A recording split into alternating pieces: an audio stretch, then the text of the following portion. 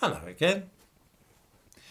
Somebody commented on all three of the videos which I released yesterday, urging me to talk about the book 12 Years a Slave, upon which the award-winning film of the same name was made 10 years ago. It would be discourteous to ignore such persistence, and so for those who don't know about this business, I shall run through it once more, although I did make a video on the subject a while ago. One of the problems with knowing what slavery was really like in the Confederate States of America is that almost all that we know about it is the product of white writers. I have here the best-selling novel of the entire 19th century. Eat your heart out, Dickens. This is Uncle Tom's Cabin, which for many people is where their ideas of the conditions of slaves in antebellum America come from. The author, Harriet Beecher Stowe, was of course white.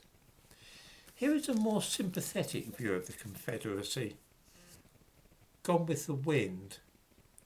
In this, slavery is depicted as being far more humane and a paternalistic system without any real cruelty involved.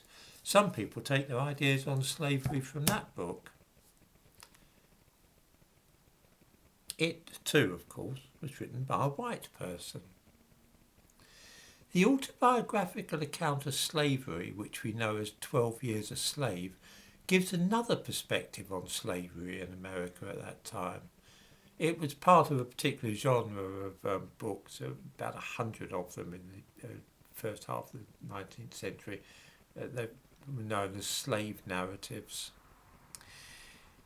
It was written by a white person, a man called David Wilson. Wilson was a lawyer. He'd written books which he hadn't been able to get published, and so he thought he might ghostwrite Northup's autobiography. All of this presents us with a problem, for it means that our view of slavery in Confederate America is always mediated through the eyes of white people. We don't actually know what black people said or thought about anything. It's a little bit like our understanding of the lives of working class people in Victorian London. They didn't write about their own lives and experiences. What we know about them is seen through the eyes of middle class authors, people like Charles Dickens. I have described 12 Years a Slave as a hoax, not because I mean to suggest that there was no such person as Solomon Northup, or that I do not believe that the places in his book and the chronology of events which he gives is invented. They're not. Indeed, some historians spent a long time verifying the details of his life as relating to where he lived and who owned him. The actual conditions of his life, though, and all the incidents in it, the treatment meted out to him and so on, for these we have only his own story as set out by David Wilson. We don't have evidence for most of what he says. It's been presented as a first-person account by a former black slave, but of course it's no such thing, really. There is some evidence that Solomon Northup was literate, but we've got no reason to suppose that he ever wrote anything more complicated than a shopping list. We certainly do not have any samples of his writing to examine. The book which bears his name is written by a white abolitionist, and there is every reason to suppose that he put his own slant on what Solomon Northup told him.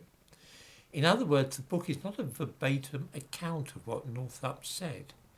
This is very obvious when you read it. In the description to this video, I give a link to a free online version of the book so that viewers can read it for themselves if they're minded to. Here is an example of the writing. The book is written in the first person to suggest that it consists only of Northup's words, and here is apparently his description of another black person. A shrewd, cunning Negro, more intelligent than the generality of his race. Does anybody seriously imagine that this is how any black person would describe another? more intelligent than the generality of his race is meant to suggest that most black people are stupid.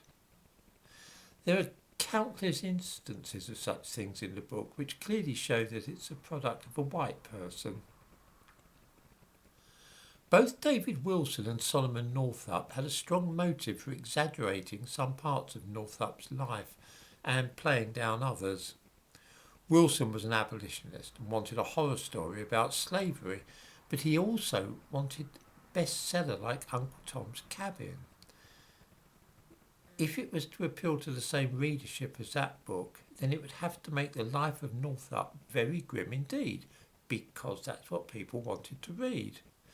There was a financial aspect here, a profit to be made. That book sold 30,000 copies in the first year it was published. So although the actual timeline of the book and the geography are both likely to be accurate, we can say nothing at all about the incidents found in it. They may be accurate, exaggerated, or even entirely made up. I call 12 Years a Slave a hoax for two reasons. The first is that it was presented when the film was released as an authentic account of what a black man had written about his life, which it was not. The actual author's name was never mentioned. To admit that it had been written by a white man would have spoiled the illusion. There's a second reason for calling it a hoax. After the film became so popular, schools and colleges in Britain and America thought that here was a hitherto unknown black writer of the 19th century who could now be put in the same class as Mark Twain, Charles Dickens and Henry James. He'd been neglected for years due to white racism, and now Solomon Northup should be acknowledged as a great reader. This would allow black students to have some pride in their heritage. I was working in a further education college with many black students at that time, and the staff in the English department decided that they should celebrate Solomon Northup just like every other great writer. The thumbnail to this video shows the result.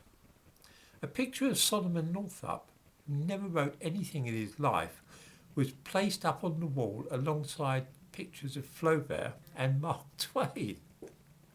Now this was certainly a hoax.